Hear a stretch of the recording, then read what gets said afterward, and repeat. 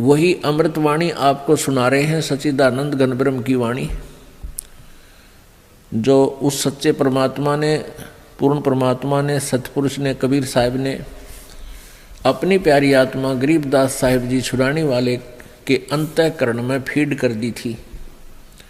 और उस वाणी को फिर उस गरीबदास जी ने बोला, और उससे पहले परमात्मा स्वयं आकर के बोल के गए थे अपने मुखारविंद से। कबीर वाणी, कबीर सागर में जो लिखा हुआ ज्ञान, ये सारी मिलाकर कबीर वाणी है। तो वही सब कुछ परमात्मा ने पहले बोला था अपने मुखारविंद से, वो सच्चिदानंद घन ब्रह्म की वाणी है। समय आने से धीरे धीरे कुछ उसमें इन कबीर पंथियों ने ही उसमें कुछ मिश्रण कर दिया, कुछ उसको काट पीट दिया। उसको फिर सुचारू करने के लिए परमात्मा ने संत गरीबदास जी के माध्यम से उसके अंतःकरण में वो यथार्थ ज्ञान भर दिया।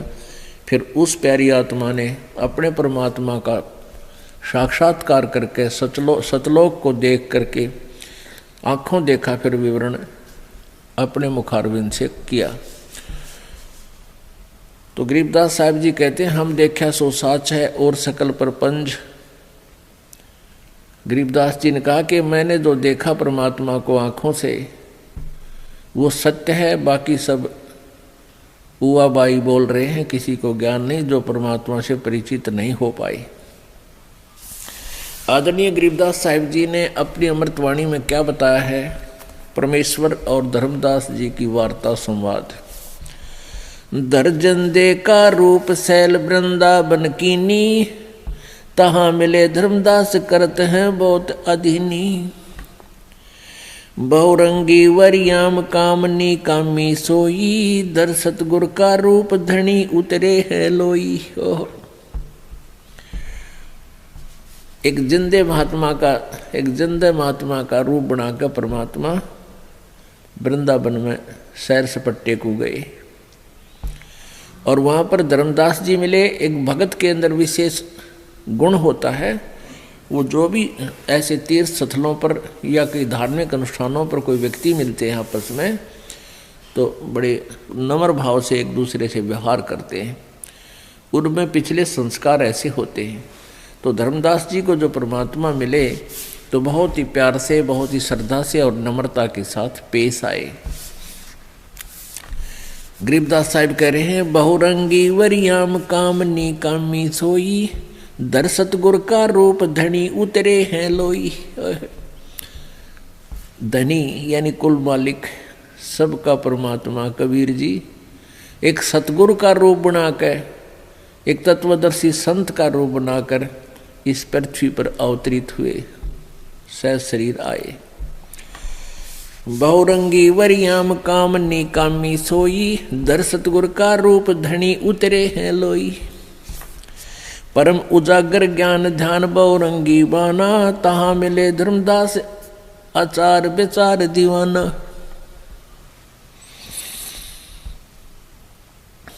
अब देखो प्यारी आत्माओं, उस परम पिता को कितना स्ट्रगल करना पड़ रहा है। आप तो बने दास और उस धर्मदास एक प्यारी आत्मा, एक जीव को स्वामी बोलते हैं। स्वामी क्योंकि उसने एक वेशभूषा बना रखी थी साधु संत की, वैष्णव संत की। तो क्या कहते हैं परमात्मा? धर्मदास जी से पूछते हैं, कौन तुम्हारी जात कहाँ से आए स्वामी? पूछे पुरुष कबीर धनी साहेब निकामी। परमेश्वर ने पूछा कि हे स्वामी जी, धर्मदास जी को कह रहे हैं भगवान, हे स्वामी जी आपकी कौन सी जाति है और कहाँ से आप आए हो? तो धर्मदास जी क्या कहते हैं, हम वैष्णव बैरागी धर्म में सदा रहाई, सुधर न बैठे संग कल्प ऐसी मनमाही। अब क्या बताते हैं धर्मदास जी कि हम वैष्णव वैरागी हैं और सदा धार्मिक वृत्ति से रहते हैं, धर्म के कामों में व्यस्त रहता हूँ और किसी शूद्र को, छोटी जाति वाले को हम निकट नहीं बैठने देते, हम उनके संग नहीं करते, हम बहुत शुद्ध रहते हैं।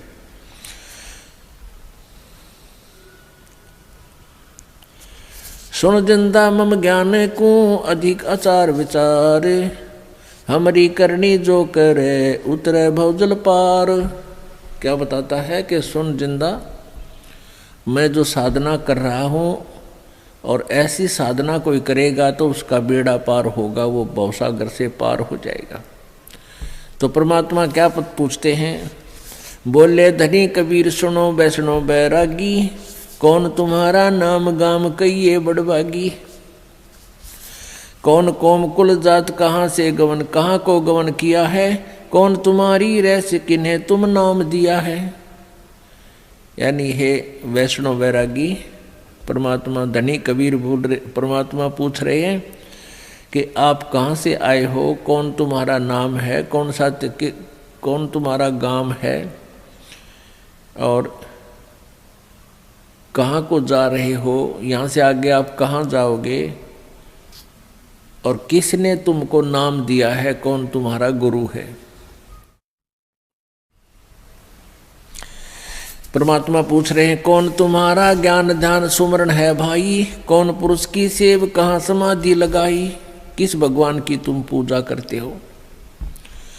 को आसन को गुफा के भर मत रहो सदाई, सालिग सेवन कीन बहुत अति भार उठाई। को आसन को गुफा कहते हैं कहीं विशेष स्थान पर रहते हो स्वामी जी, परमात्मा पूछ रहे हैं। वो तंत्र्यामी थे पर एक जीव की तरह वार्ता कर रहे हैं। कोई किसी विशेष स्थान पर रहते हो या कोई गुफा में स्थान बनाया है, या ऐसे ही रमते राम हो, घूमते ही रहते हो। आपने बहुत ज़्यादा ये सालिग्राम उठा रखे हैं, मूर्ति उठा रखी है, गीता और पुराणों को साथ लिया हुआ है। जोड़ी झंडा धूप दीप तुम अधिक आचारी, बोले धनी कबीर भेद कहियो ब्रह्मचारी। अब क्या कहते हैं भगवान, बीच बीच में कुछ ऐसी भाषा बोलते हैं ताकि ये बिदक को नहीं, धर्मदास बिदक नहीं, सारी बात बता ले, मेरी सुन ले।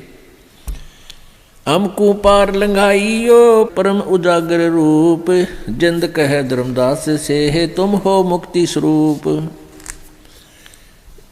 जब नो देखने कहा कि मुझको पार करियो, भगवान कहते हैं उस जीव को, धर्मदास को, कि मुझको पार लगाइयो।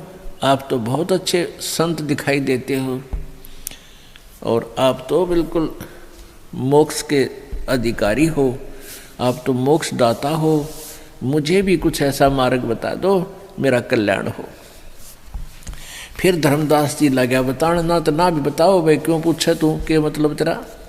बांधोगढ़ है गाम नाम धर्मदास कही जय, वैसे कुली कुल जात सुधर की नहीं बात सुनी जय। कहते हैं मेरा गांव बांधवगढ़ है, मध्य प्रदेश में बांधवगढ़ एक स्थान था बहुत अच्छा। अब तो वहाँ वो खंडर हो गया, बाकी अब भी वहाँ हम देख कर आए थे, छोटा सा कस्बा सा है। बांधोगढ़ है गाम नाम धर्मदास कही जय, वैसे कुली कुल जात सुधर की नहीं बात सुनी जय। सरगुण ज्ञान स्वरूप ध्यान सालग की सेवा, मन लागिर छिड़कंत संत सब पूजय देवा। 68 तीर्थ नान ध्यान कर कर हम आए, पूजय सालग राम तिलक गलमाल चढ़ाए। धूप दीप अधिकार आरती करे हमेशा, राम कृष्ण का जा परटत है शंकर शेषा। अब क्या बताते हैं कि हम सालग्राम की पूजा करते हैं, हम सरगुण भगवान सरगुण पूजा पर विश्वास करते हैं, और धूप दीप आरती हम हमेशा करते हैं। राम कृष्ण और शंकर भगवान का हम नाम जपते हैं। नेम धर्म से नेह स्नेह दुनिया से नाही, आरूढ़ बैराग और की मानू नाही। कति फाइनल कर दिया धर्मदास ने कि मुझे जो मार्ग मिल गया वो फाइनल है और मैं उस पर पूरा आरूढ़ हूँ मैं और की ना मानूं किसी की बात को। नेम धर्म से नेह, मेरा जो क्रियाएं हैं मेरा उसमें पूरा लगाव है, श्रद्धा है, और मुझे किसी दुनिया से कोई मोह ममता नहीं है। और आरूढ़म बैराग और की मानो नाही, मुझे जो मार्ग मिल गया है मैं उसके ऊपर पूर्ण रूप से आरूढ़ हूँ, दृढ़ हूँ, और किसी की नहीं मानूं। सुन जिंदे मम धर्म को वैष्णो रूप हमारे, 68 तीर्थ हम किए चीन्या सिरजनहार। नो कह मैंने 68 तीर्थ कर लिए दूसरी, क्योंकि कई चक्कर मार लेते हैं ये श्रद्धालु लोग। पहले भी घूम आया था, दूसरी बार फिर शुरुआत कर रखी है। बोले जिंदा बैन कहाँ से सालग आए, को 68 का धाम मुझे तत्काल बताए।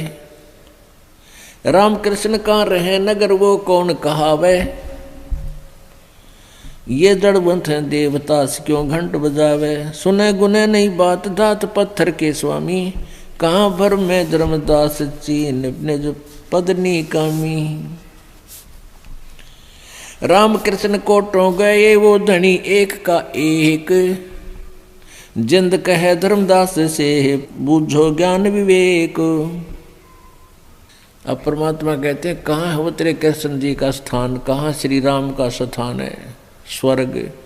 और स्वर्ग तो असंख्यों बार नष्ट हो लिए, असंख्यों बार ये राम कृष्ण भी करोड़ों मर लिए, और वो परमात्मा जिसका मैं मार्ग बताना चाहता हूँ वो एक का एक, वो आज भी वैसा ही है। राम कृष्ण कोटों गए, राम कृष्ण कोटों गए धनी एक का एक, जिंद कहे धर्मदास से बूझो ज्ञान विवेक। परमात्मा कहते हैं कुछ विवेक से काम ले, अड़का मत बैठे कि मैं नहीं सुनूं किसी की। ये रामकृष्ण तक करोड़ों मर लिए तेरे, और वो मालिक एक का एक है जिसकी मैं ज्ञान बताने आया हूँ। बूझो ज्ञान विवेक एक निज निश्चम आनम, दूजा दो जगदात कहाँ पूजो पाषाणम। कहते क्यों पत्थर, अब तो विष्णु भगवान की मूर्ति ले रहा है छोटी सी, इसका आगे घंटी बजाता है, ये कदे बोल रहे रहते हैं, कभी बात की तेरे से इसने, फिर क्यों माथा पचाई करता है नालायक इसके साथ में। मूर्ति बुरी नहीं बताई परमात्मा ने, जैसे सेब की मूर्ति है, और सेब की मूर्ति तो मूर्ति ही है, वो सेब चाहिए अपन। यानी आप श्री कृष्ण राम की मूर्ति बनाए बैठे हो, इस मूर्ति से काम नहीं चले। राम और कृष्ण वो शक्ति प्राप्त हो, राम और कृष्ण मिले आपको जब लाभ दें, यानी विष्णु जी की प्राप्ति हो, तो वो साधना करें। ये साधना और ये मंत्र जो तुम करते हो ये किसी सदग्रंथ में नहीं है। बूझो ज्ञान विवेक एक निज निश्चय आनम, कहते ऐसा विवेक वाला ज्ञान सुनो जिससे तुझे एक परमात्मा पर विश्वास दृढ़ हो, और दूसरे की पूजा करते हो तो वो उसको छोड़कर अन्य उपासना आन उपासना करते हो तो नरक के भागी बनते हो। अनंत कोट ब्रह्मांड रच तज सब तज रह नियार, जिंद कहे धर्मदास सो जाका करो विचार। अनंत कोट ब्रह्मांड को रच के एकांत स्थान पर बैठा है सतलोक में, उस परमात्मा का विचार कर। जिस परमेश्वर ने तेरी माँ के पेट में भी रक्षा की, वहाँ इन पत्थरों ने जिन मूर्तियों को तोड़ दिए फिर इन्होंने तेरी मदद नहीं की थी। जठरा अग्नि में राख साख सुनो धर्मदासा, और तज पत्थर पाषाण छोड़िया बोधी आशा। जिस भगवान ने तेरा माँ के पेट में भी परिवर्ष की तेरी रक्षा की है, और उसकी तरफ ध्यान, उसकी साख सुन, उसकी महिमा सुन, और ये पत्थर और इन पुण्य तीर्था न छोड़ दे। या बोधि आशा, बोधि आशा माने इसे तरह को कोई लाभ नहीं होगा, ये व्यर्थ उपासना है। जाका करो विचार सकल दिन सृष्टि रचाई, वार पार नहीं कोई बोलत है सब गटमाही। बोलत है धर्मदास सुनो जंदे मम बाणी, कौन तुम्हारी जात कहाँ से आए प्राणी। अब धर्मदास जी टांडी पाक रहा था, न्यू कह धर्मदास जी ने बोले, सुन जिंदे मम बाणी, मेरी बात सुन, मेरे वचन सुन, और तेरी कौन जात है और कितना आया तू हे जीव। भगवान को जीव बोलता है, वो साधु बन कांडी पाक रहा था। बोलत है धर्मदास सुनो जिंदे मम बाणी, कौन तुम्हारी जाति कहाँ से आए प्राणी। ये अचरज की बात कही ते मुँह से लीला, नामा के पिया दूध पत्थर से करी करीला। नरसिला नित नाच पत्थर के आगे रहते, जाकी हुंडी झाल सावण दो सा कहते। पत्थर से रैदास दूध जिन बेग पिलाया, सुन जिंदे जगदीश कहाँ तुम ज्ञान सुनाया। परमेश्वर परवान पत्थर ना कहिए जिंदा, नामा की छान छुआई दई देखो सरसंधा। सरगुण देवा सारे है निर्गुण से नहीं नेहे, सुन जिंदे जगदीश तू हम शिक्षा क्या दे। अब क्या कहता है धर्मदास, कहते आपने कैसे कह दिया इसको पत्थर मेरी मूर्ति को, ये तो भगवान है, भगवान पत्थर ना कहिए जिंदा। और देख नामदेव ने पत्थर को दूध पिला दिया था, और नरसिंह जी भी पत्थर की मूर्ति बनाकर उसके आगे डांस करते थे, नाचते थे, रोते थे, भगवान को याद करते थे। और उनकी हुंडी को परमात्मा ने कैस कराया था। और नामदेव जी ने भी पत्थर को दूध पिलाया था। तो आप इनको पत्थर कैसे कह रहे हुए, तो भगवान है। परमात्मा ने कहा आप कितने दिन से इन पत्थरों की पूजा कर रहे हो। धर्मदास जी ने कहा मैं तो बचपन से ही लगा हुआ हूं, आज तक आपसे किसी पत्थर ने दूध पिया? अगना मेरे से तो नहीं पिया। फिर जिन महापुरुषों के तो उदाहरण देता है उसकी बैकग्राउंड सुने, ध्यान तो बताता हूं। नामदेव जी पिछले जन्म जन्मांतर के बहुत प्यारी आत्मा थी, हमारे ही सेवक थे। कभी किसी युग में परमेश्वर कहते हैं वो सच्ची भक्ति किए हुए थे, किसी कारण से वो पार नहीं हो सके, तो पुनर्जन्म जब उनका हुआ, उनके साथ वो सिद्धि पिछले पुण्य की वो साथ होती है, पिछले संस्कार उनके साथ होते हैं।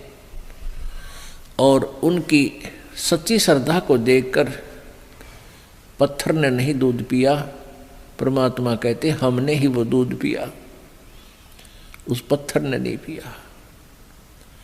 ऐसे ही नरसिंह जी की हुंडी भी हमने ही उसके पिछले संस्कारों के कारण उनको ऐसा ज्ञान दिया, उसने सब संपत्ति को वितरित कर दिया, दान कर दिया। उसके बाद फिर उसके किए हुए पुण्य के आधार से हमने ही उसकी हुंडी कैश की थी, उसका ड्राफ्ट कैश किया था नरसिंह जी का, परमात्मा कह रही।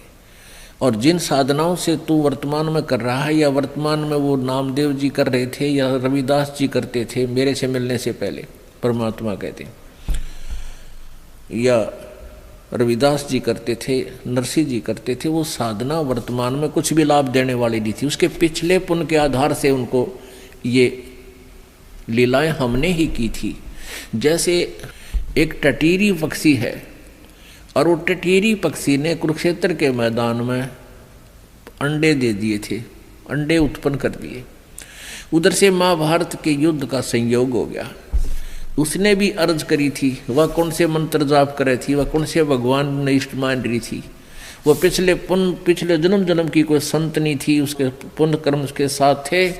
तो परमात्मा ने उसकी भी पुकार सुनी थी और उसके अंडों को सुरक्षित रख दिया था। एक बहुत बड़ा हाथी का बहुत बड़ा घंटा उसके ऊपर डाल दिया, टाली घंटाड़ा। महाभारत हो गया, अग्निबाण छूटे, लाखों लोग मर गए, वो अंडे सुरक्षित रहे। तो वह कौन से मंत्र जाप करे थी, वह कौन से पत्थर ने दूध पियाया करती, पत्थर पूजती थी। वो पिछले संस्कार से कुछ लीलाएं हुई हैं, उन्हीं पर तुम गलत ढंग से आरूढ़ हो गए। अब धर्मदास कुछ नरम हुआ। फिर परमात्मा क्या बोले, बोले जिंद कबीर सुनो बाणी धर्मदासा, हम खालक हम खलक ये सकल हमरा प्रकाशा। परमात्मा कहने लगे कि सुन धर्मदास, कि हम खालिक यानी पूरी सृष्टि के हम मालिक हैं, मैं मालिक हूँ, कबीर जी कहते हैं। और हम ही खलक यानी हम ही से खलक, यह सारी सृष्टि मुझसे ही उत्पन्न है, मैंने ही वचन से सब ब्रह्मांडों को रचा था, फिर इस काल को इसके तप के आधार से इसको दे दिया था। हम ही से चंद्र सूरज, हम ही से पानी और पवना, हम ही से धरनी आकाश रहे हम 14 भुवना। हम रचे सब पाषाण नदी, ये सब खेल हमारा, अचराचर चौखान बनी विधि 18 12। हम ही सृष्टि संजोग विजोग किया बो भांति, हम ही आदि अनादि, हम हैं अवगत के नाती। हम ही माया मूल, हम ही हैं ब्रह्म उजागर, हम ही अदर बसंत, हम ही हैं सुख के सागर। परमात्मा कहते हैं कि ये जो मूल माया है ये भी हमने ही रची है, ब्रह्म की उत्पत्ति भी हमने ही की है, और हम अधर बसंत, हम ऊपर रहते हैं। अधर अधर्म का अधर्म टांग रखा है ऊपर ने। हम ही अधर बसंत और हम ही हैं सुख के सागर। परमात्मा कहते हैं कबीर जी कि हम ही सुख के सागर हैं। हम ही से ब्रह्मा विष्णु ईश है कला हमारी, हम ही पद परवान कल्प कोट जुगतारी। परमात्मा कहते हैं हम साहेब सतपुरुष हैं, ये सब रूप हमारे, जिंद कहे धर्मदास से शब्द सत्य घनसार। बोलत है धर्मदास सुनो सर्वंगी देवा। अब धर्मदास जी बोलते हैं, बोलत है धर्मदास सुनो सर्वंगी देवा, दिखत पिंड और प्राण कहो तुम अलख अभेवा। नाद बिंद की दे शरीर है प्राण तुम्हारे, तुम बोलत बड़ बात नहीं आवत दिल हमारे। खान पान सा स्थान देह में बोलत दीसम, कैसे अलख स्वरूप भेद कहियो जगदीसम। कैसे रचे चंद और सूर नदी गिरवर पाषाणा, कैसे पानी पवन धरनी पृथ्वी असमाना। कैसे सृष्टि संजोग विजोग करे किस भांति, कौन कला करतार कौन विद अवगत नाती। कैसे घटकट रम रहे किस विद रहो नियार, कैसे धरती पर चलो कैसे अदर आधार।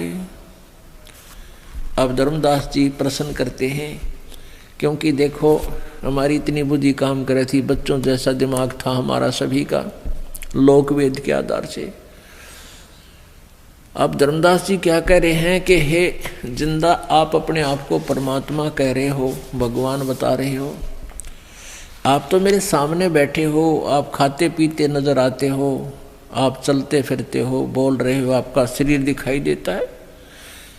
अब हमारी सबकी बुद्धि यहाँ सेट हो रही थी कि परमात्मा तो निराकार है, वो दिखता को ना, वो पृथ्वी पर आता ही नहीं। और उधर से विष्णु जी को भगवान मान रखा है, उसकी मूर्ति ले रखी है भले आदमी ने। और क्या कहते हैं, बोलत हैं धर्मदास सुनो सर्वंगी देवा, दिखत पिंड और प्राण कहो तुम अलख अभेवा। कि तेरे तो सारा शरीर दिखे, तू जीव रूप में बैठा है, मनुष्य रूप में हैं, और तू अपने आप को भगवान कहता है अलख अभेवा, यानी मेरा कोई भेद नहीं जानता, मैं अलख हूं, मुझे कोई देख नहीं सकता। नाद बिंद की दे शरीर है प्राण तुम्हारे, कि तेरा शरीर दिखे न्यू का न्यू हमारे जैसा। और तुम बोलत बड़ बात नहीं आवे दिल हमारे, तू बात करे बड़ी बड़ी। धर्मदास कहता है कि तुम बात करते हो बड़ी बड़ी कि मैं भगवान हूँ, पर मेरे मन में यह बात समाती नहीं आपकी कि तू भगवान हो सकता, क्योंकि तू सामने मुझे दिखाई दे रहा। देखो हमारी ऐसी बुद्धि थी सबकी, हम अपने भगवान विष्णु की पूजा करते थे, और फिर भी किसी से चर्चा होती थी, भाई क्या करता है, दूसरा कहता मैं तो भाई 2 घंटे बैठ कर ध्यान लगाता हूँ। भाई परमात्मा कैसा है, क्यों तो निराकार है, वो दिखाई थोड़ा ही देता है। हम भी यही बोली बोला करते थे। अब परमात्मा की रोशनी में, परमात्मा के तत्व ज्ञान के चानने में अब पता चला एक शेख फरीद नाम के महान आत्मा थे। ये पिछले संस्कार से जिनके अच्छे होते हैं, पुण्य कर्म होते हैं, वही प्राणी परमात्मा के पाने का प्रयत्न कर रहा होता है। उसको जैसा भी मार्ग मिला है उस पर लगा ही होता है, वो रुक नहीं सकता भगवान की भक्ति बिना। तो शेख फरीद जी बचपन से ही, पिछले जन्म से ही भगवान की भक्ति करते आ रहे थे, लेकिन जैसे मार्गदर्शक मिलते हैं उन्हीं पर आरूढ़ हो जाते हैं। ये मुसलमान धर्म में जन्म था शेख फरीद का। ये शरारती, बहुत बच्चे शरारती होते हैं। माँ ने सोचा ये शरारत बहुत करता है, इसको किसी तरह सेट करूं। उसने कहा बेटा तू नमाज किया कर। अब शेख फरीद कहने लगे क्यों, किस लिए करूं, मुझे क्या मिलेगा? कि अल्लाह तुझे खजूर देगा। शेख फरीद जी को खजूर बहुत पसंद थे। वो कहने लगा माँ सचमुच अल्लाह मुझे खजूर देगा? हाँ देगा। आज अल्लाह ने खजूर नहीं दिए तो कभी नहीं करूँगा फिर मैं नमाज। कहाँ बेटा। अब उसकी एक चद्दर बिछा दी और कहा, और नमाज उसने क्या करनी आई थी, नो बोला नो कहते रहना बेटा। माँ ने कहा अल्लाह खजूर दे, अल्लाह खजूर दे। तो उसने चद्दर बिछा दी, वो करता रहा अल्लाह खजूर दे। माँ ने इतना अपना जो घर का कार्य था, बर्तन साफ कर लिए, को लीपा पोती कर ली, और उसके एक पत्ते में लपेट कर थोड़े से खजूर, कोई वृक्ष के पत्ते में, पीपल के पत्ते में खजूर लपेट कर और उसकी चद्दर के नीचे रखाई। अब जो माँ का काम हो लिया, जब ने कहा कि भाई शेख बेटा शेख फरीद, माता जी आजा अब नमाज बंद कर दे। अच्छा। तो भाग्य आया, कहने लगा माँ तू तो झूठ बोलती थी, अल्लाह ने खजूर तो दिए नहीं। चद्दर के ऐसे थोड़ा देते हैं भगवान, वो गुप्त देते हैं बेटा। चद्दर के नीचे दे, कहीं रखे जरूर रख गए होंगे अल्लाह। उन्हें चद्दर उठा के देखी, वो खजूर पा के कूदता फिर है। खा पी के फिर ने बोला माँ ये फिर कब करनी है नमाज? अब प्रतिदिन माता ऐसे ही कर दे, वो अपना खजूर खजूर करें जा, अल्लाह खजूर दे। माँ इतने काम कर ले, उसके नरे उलाने आया करते, वो पीछा छूटा। एक दिन वो खजूर रखड़े भूल गई चद्दर के नीचे, 5-7-10 दिन के बाद, और वो उठा तो माँ का ध्यान आया किसने, तो माँ ने कह दिया भाई ठीक है बंद कर दे नमाज। वो एकदम उठा, चद्दर उठाई, और माँ सोच गई कि आज मैं खजूर रखना भूल गई, और ये ऐसा नालायक से कभी नमाज नहीं करे, कभी नहीं टकेगा, ना मेरी सुनेगा। बहुत चिंतित होगी। वो क्या देखती है कि खजूर खाता हुआ आ रहा है। माँ ने कहा बेटा ये खजूर कहाँ से लाया तू? हक माँ प्रतिदिन अल्लाह देता है, चद्दर के नीचे रखे थे। अब माँ समझ पड़ गई, आज मैंने रखे को नहीं, खजूर नहीं थे, ध्यान नहीं आया इस बात का। वह भाई माँ का बच्चे नहीं, सचमुच खजूर इसने नीचे पाए होंगे। कहने लगी सच्ची बता कौन दे गया? हक माँ देख आज दिखाऊंगा, देख ये पत्ते रखे, इनमें रखे थे। तो पुण्यात्मा ऐसे कृषि में परमात्मा पिछले पुण्य से अपने बच्चों के लिए करता है। फिर उस बच्चे की दृढ़ विश्वास बना, और माँ का भी दृढ़ विश्वास भगवान पर हो गया। कुछ दिनों के बाद ऐसे संस्कारी प्राणी घर त्याग देते हैं, क्योंकि ज्ञान बिना, ज्ञान होता घर में भी रह सकते हैं, भक्ति घर पे रह के भी की जा सकती है, लेकिन ज्ञान ना होने से परमात्मा पाने के लिए वो घर त्यागना ही उचित समझते हैं।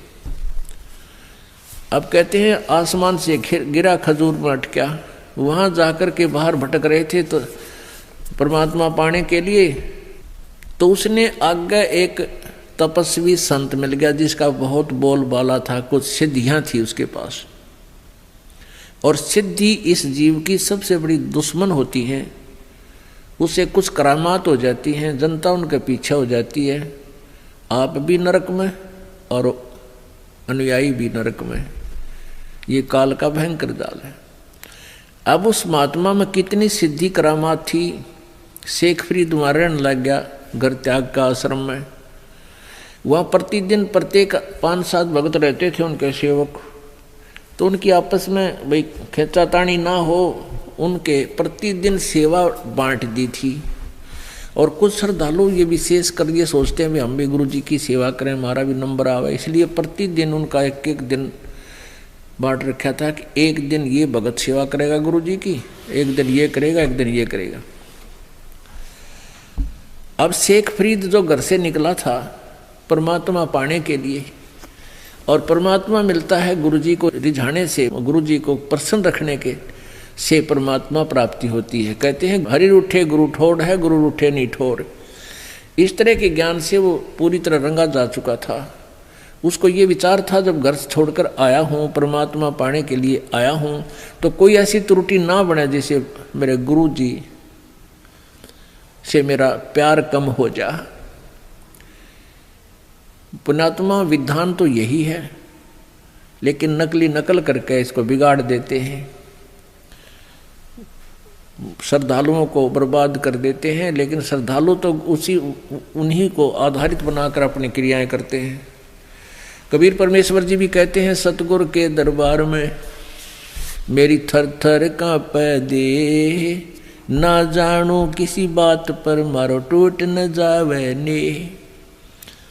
कि सतगुरु के दरबार में इसलिए डरते रहते हैं कि परमात्मा किसी बात से हमारा प्रभु से प्यार कम ना हो जा, गुरु जी से लगाव कम ना हो जा, इस आधार से। तो शेख फरीद जी बहुत ही पंचुअल और ऐसी क्रियाएं करता था जो गुरु जी को हरदम पसंद आवे थी, और वो कभी ना कभी उस बच्चे को विशेष शाबाशी दे ही देते थे गुरु जी। इससे दूसरे रहने वाले सेवकों को ईर्षा बन गई। जो दूसरे सेवक वहाँ रहते थे उनको ईर्षा बन गई कि गुरु जी तो भाई इस फरीद ने जो है सबसे ज़्यादा महत्व देने लगे, और कोई ऐसा तरीका ढूंढो जो ये गुरु जी के दिल से गिर जा।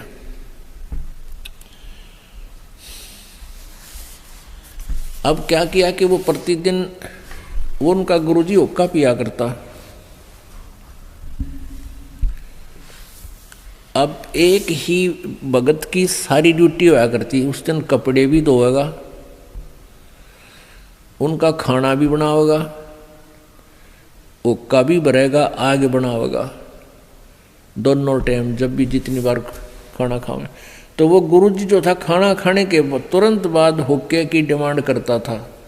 अगर कोई 5-7 मिनट लेट हो जाता, 10 मिनट, तो उस सेवक ने डंडा पीटा करता। इतना क्रोधी था, क्योंकि तपस्वी में तामस ज़्यादा होता है। वो तपस्या को ही आधार बताया करता था, और स्वयं भी तपस्या करके ही ये कुछ सिद्धियां प्राप्त किए हुए था वो गुरु उनका शेख फरीद जी का। तो एक दिन वर्षा का मौसम था, वर्षा नहीं थी लेकिन मौसम चौमासे का था। अब शेख फरीद ने अग्नि, जैसे खाना बनाया, अग्नि बन जाती है, उसमें और लकड़ी लगा के हुक्का भरने के योग्य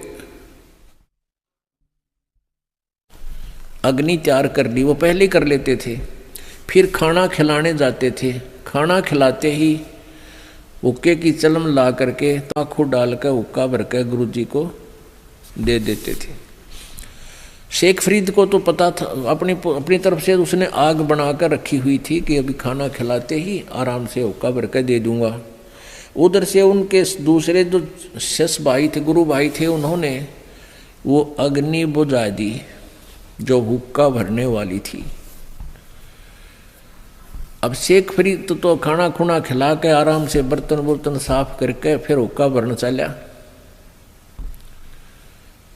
अब देखा उसने जाके आग को नहीं, आग तो खत्म है। उसने सोचा मौसम वर्षा का है, इस करके बुझ गई होगी।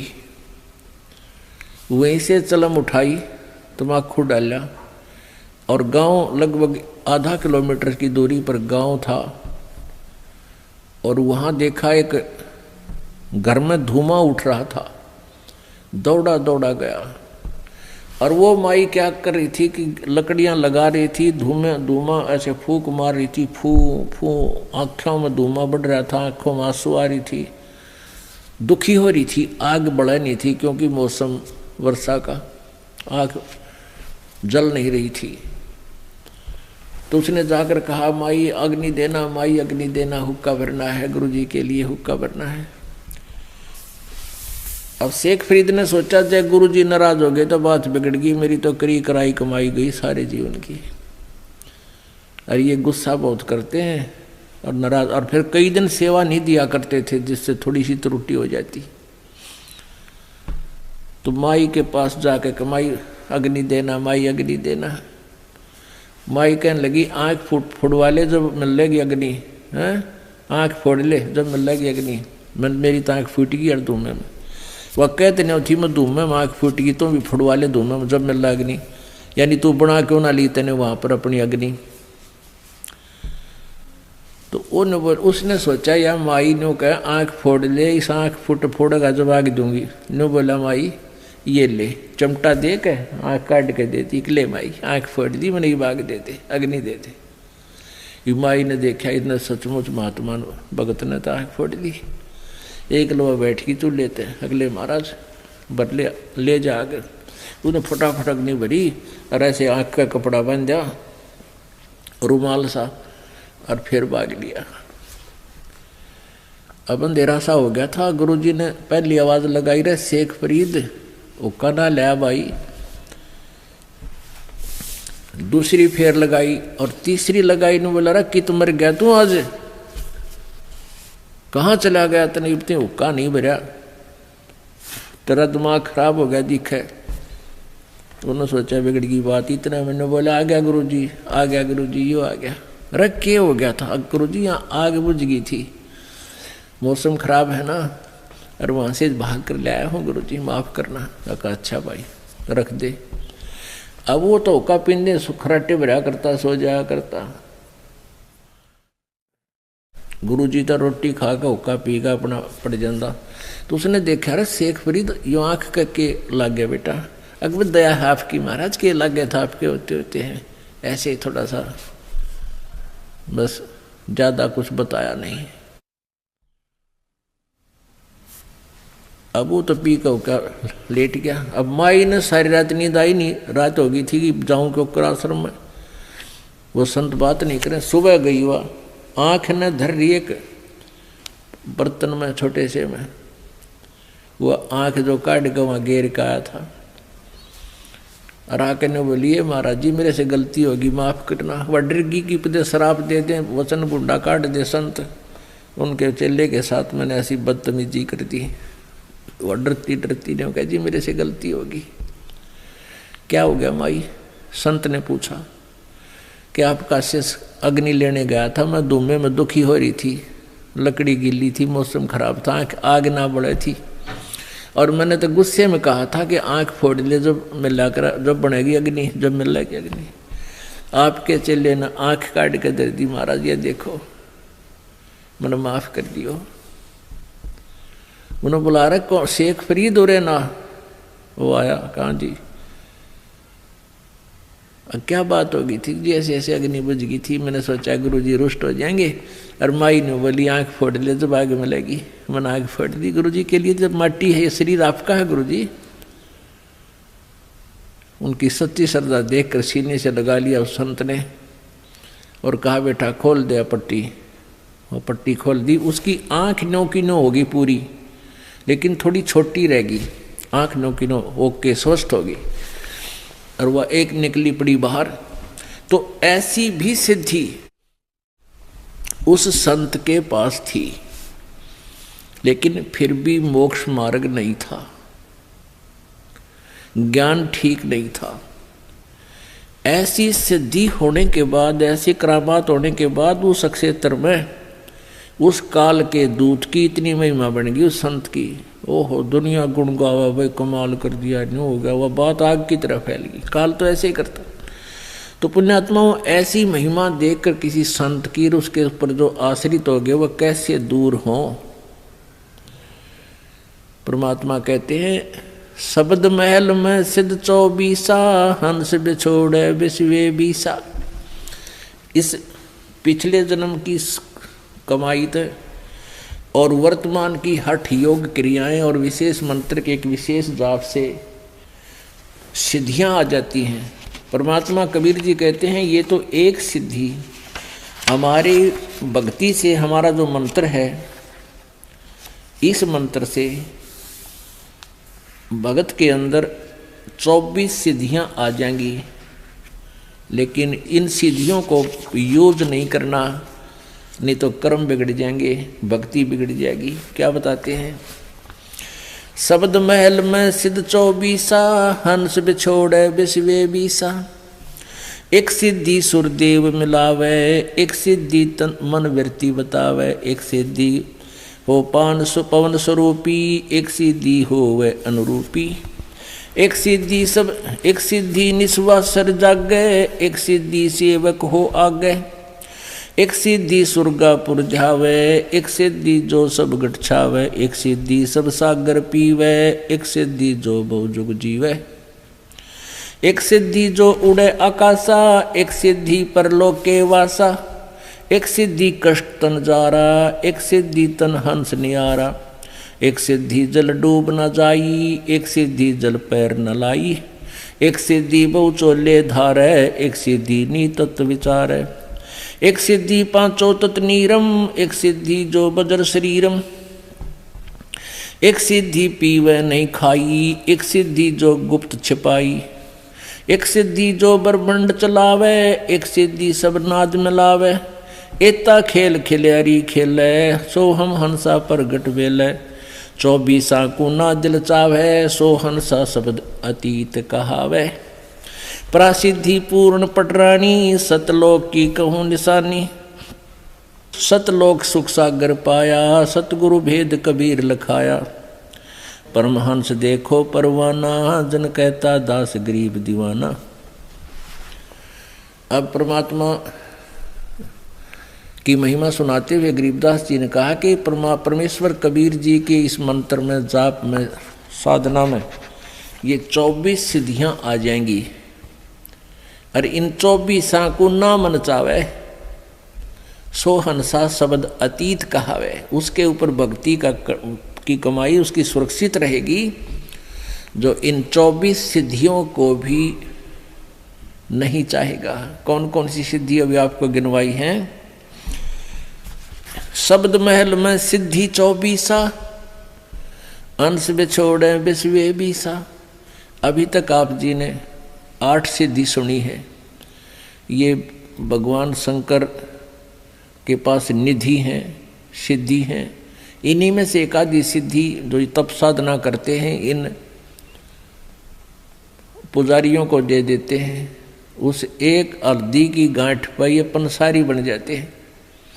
अब परमात्मा कहते हैं हमारे इस मंत्र में 24 सिद्धियां आ जाएंगी, जो इन ब्रह्मा विष्णु महेश के पास भी नहीं है। और ये तुम्हारी दुश्मन हो जाएंगी यदि तुमने इनका प्रयोग करना शुरू कर दिया। इनका नहीं प्रयोग करना, ये तो बाई प्रोडक्ट है आपका, भक्ति का बाई प्रोडक्ट है सिद्धि। हमने भक्ति चाहिए। और जैसे ये समझ लो गेहूँ बनाते हैं ना, उसमें बुरड़ी हो जाती है, वो यूजलेस होती है। उनमें एक आधा दाना भी होता है, थोड़े बहुत गेहूँ भी होते हैं, पर वो यूजलेस। ये सिद्धि साधना तो बुरड़ी समझ लो। हमने अपनी कणक सुरक्षित रखनी है, सत भक्ति सुरक्षित रखनी है। इसका सिद्धियों से कोई लेना देना नहीं रखना। कौन कौन सी सिद्धियां बताते हैं? एक सिद्धि सुरदेव मिलावे, एक सिद्धि मनवृत्ति बतावे। ये सिद्धियां होती हैं जो आपके मन में क्या सोच रखा है आपने, वो बता देगा सामने वाला। उसके एक वो मन की वृत्ति बताने वाली सिद्धि जिसने अपनी कंप्लीट कर रखी है, साध रखी है। एक बार हमारे ताऊ के लड़के की भैंस चोरी होगी, तो किसी ने बताया कि वहाँ इधर गुड़गांव साइड में एक मुसलमान है और वो जाति बता दी है चोर का नाम। तो उसने वो वहाँ गए 5-7 हमारे घर वाले। उसने कहा कि तुमने जिस पे शक है उसका नाम लिख लो और उसके साथ साथ और 10 नाम और पर्चियां बना लो, एक तो उसकी हो जिसके ऊपर तुमने शक है, और बाकियों की 10 के 9 के नाम और लिख दो, 10 पर्ची यहाँ डाल दो, मैं अपने आप उठा के दे दूंगा, वो चोर होगा। अब उन घरवालों को किसी एक पर शक था, उसका नाम लिख दिया। सबके जितने सेव वहाँ गए थे सबके मन में यूँ था कि यूँ पक्का चोर है, और वो पर्ची डाली, उसने वह ये पर्ची उठा के दे दी। वह मन की वृत्ति जाने था कि किसके बारे में सोच रहे हैं ये चोर। सब खुश हो गए, वाह भाई वाह, बड़ी बात है, तो कति सच्ची बात होगी भाई, देखा ना हम भी सोच रहे थे, इसने वह बता दी। वो आके पुलिस ने कहा था भाई अपना नाम बता दो, किस पे शक है, उन्होंने बता दिया यूँ चोर है। पुलिस ने उसको पूछताछ की, धमकाया खुरकाया, पुलिस ने कहा भाई यूँ चोर नहीं है। फिर उन्होंने किसी और पर शक कर लिया कि शायद वो है भाई पक्की बात, वो उस दिन वहाँ खड़ा था, ऐसे रात में वहाँ खड़ा था, उसने देखा था। तो वो फिर किसी दूसरे और के पास गए, एक ऐसा ही बकवाद करनी है, तो उसने भी यही कहा। ऐसे ही उन्होंने उसका नाम लिख दिया, जिस पे शक था 9 और लिख कर डाल दिए। उसने वह पर्ची निकाल दी जिस पर उन हमारे घर वालों में शक था, वो नाम निकाल के दे दिया, यूँ चोर है। अब फिर उन्होंने फिर आगे पुलिस को बताया कि यूँ पक्का चोर है भाई, तुम कित पूछ का एक ऐसे ऐसे वहाँ। तो पुलिस वाले बोले ये बात नहीं जचती। उससे भी पुलिस ने पूछा था अच्छी की, लेकिन वो भी चोर नहीं था, वो बहस नहीं पाई।